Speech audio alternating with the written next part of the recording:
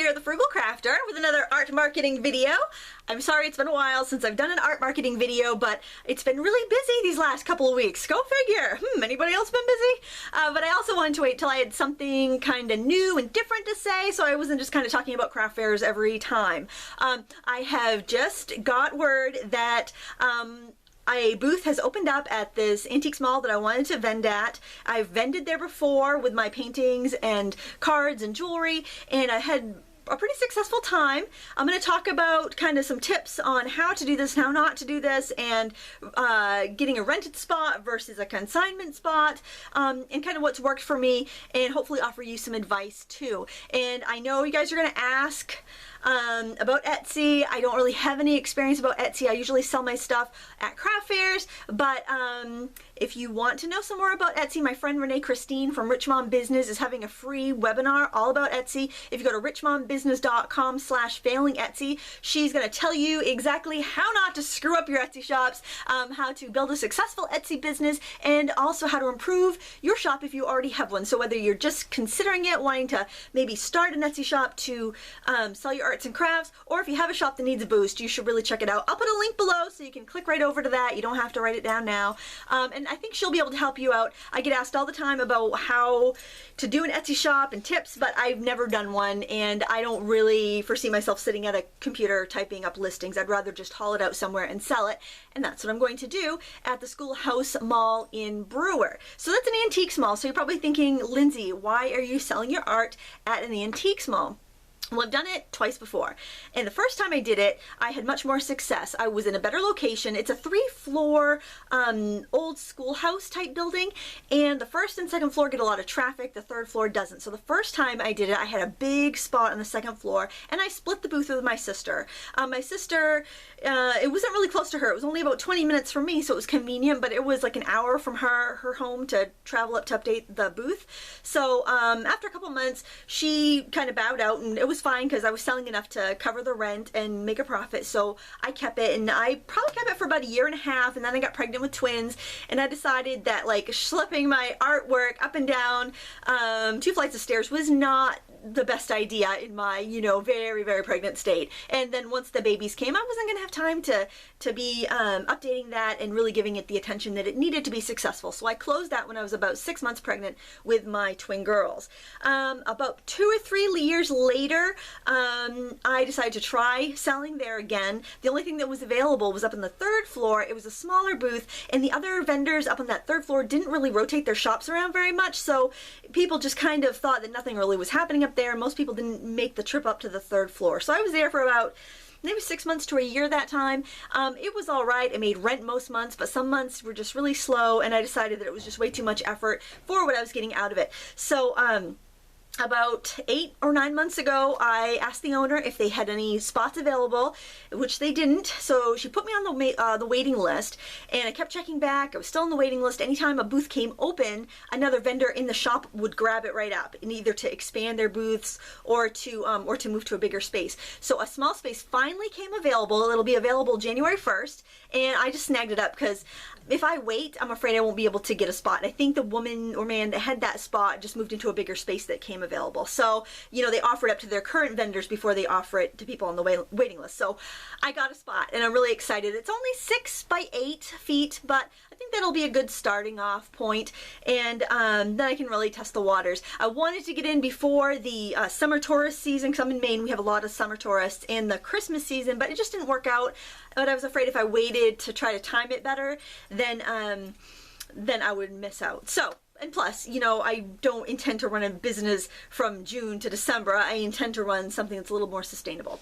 So the things I'm going to be selling, and I'm basing this on my experience at craft fairs and past time selling at the Schoolhouse Antiques Mall, is I'm going to focus on my cash cows, and that would be my paintings. Now, paintings, you have to understand like the demographics of any place you're going to sell. So at the Schoolhouse Mall, it's actually about the same demographic that watches my channel. It's women ages 25 to 65 generally.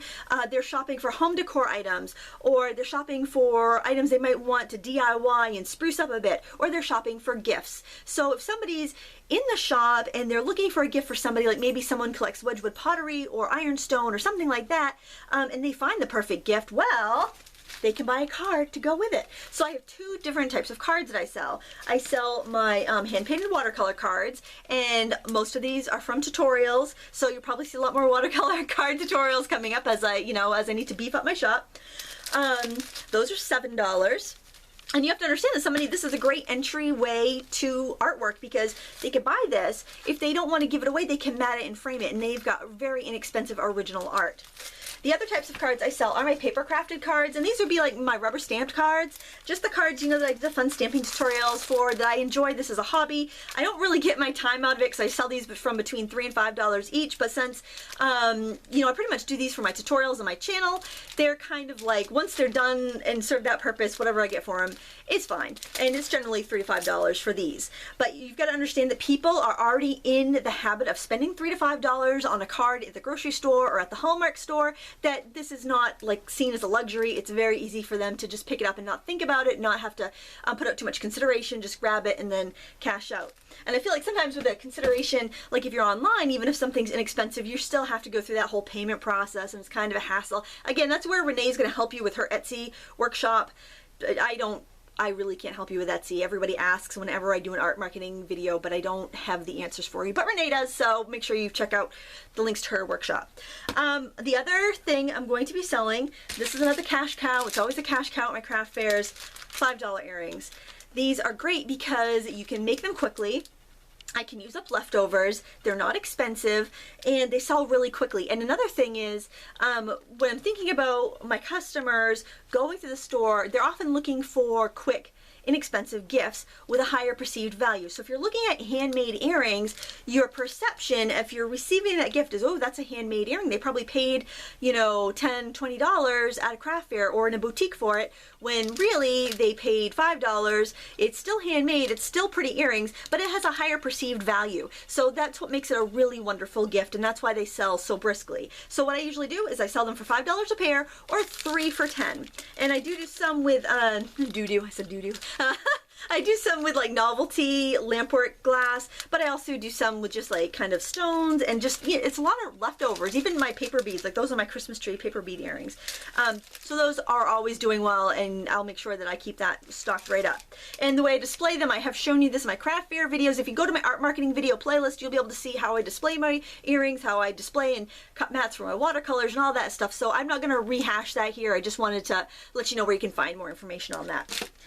So the rent makers would be the watercolors. And what I do is, after I do my tutorial here that you guys watch and love and paint along with, which makes me so happy when you tell me that you do that and you share your paintings with me on Facebook. I love to see them, so please share. I cut a simple mat. I am also a picture framer, so I have the tools and supplies to do that very inexpensively. So I just cut a mat, I put it in a clear bag from Paper Mart, and on the back I just put my business card with contact information and the price. Now, one thing I will have to go and do to all of my stuff is add a vendor number to this, because it is in a multi-vendor shop. I'll need to put whatever vendor number I'm assigned on all my price tags, just so when people go and cash out, my sales will get credited to me. That's just how they keep it kind of straight in the vendor shops. And so for pricing for my watercolor paintings, like a painting like this, I've just priced at $25.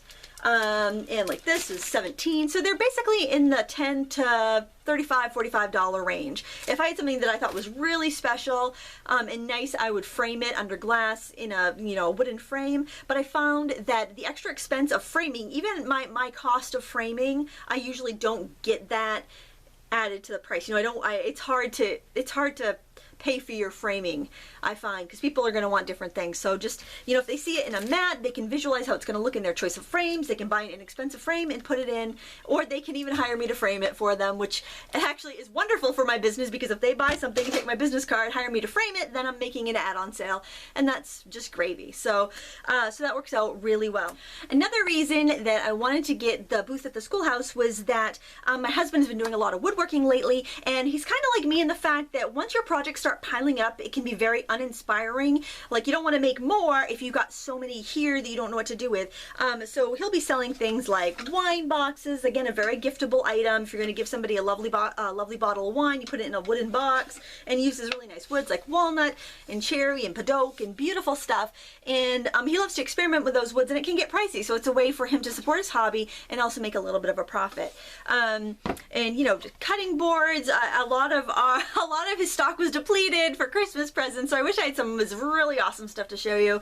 But I'm either going to let the cat out of the bag for some upcoming gifts, or they're already wrapped up and under the tree. So that's all I'm going to show you there for that. But I will have a video when I have my booth up and kind of show you how I displayed everything and how we priced all of that, because I don't know exactly what he's pricing his woodworking for. So so we'll talk on that more in 2 weeks when I have my shop up and running at the Schoolhouse Antiques Mall. So again, I know that you guys are probably very interested in finding a physical place to sell your artwork. If you can't find a spot that rents out booths, or maybe you don't want to take that sort of financial risk, the booth I'm getting is only $80 a month. They can go up from that, but then again, I'm in a small area, so if you were like in a city, it would cost a lot much more because their rent space is higher.